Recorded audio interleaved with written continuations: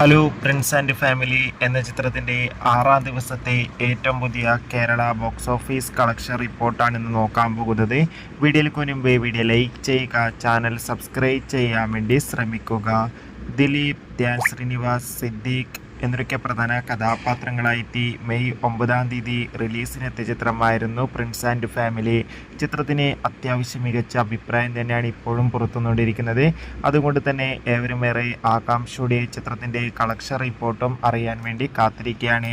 Finally കാത്തിരിപ്പിനൊടുവിൽ Prince and family എന്ന ചിത്രത്തിൻ്റെ 6-ാം ദിവസത്തെ കേരള ബോക്സ് ഓഫീസ് കളക്ഷൻ റിപ്പോർട്ടൊക്കെ പുറത്തുവന്നിരിക്കുകയാണ്.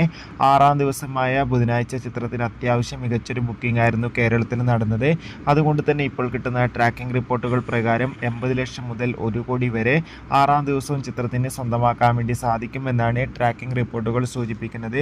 കാത്തിരിക്കാം കൂടുതൽ ബോക്സ് ഓഫീസ് കളക്ഷൻ റിപ്പോർട്ടിനായി. ബൈ.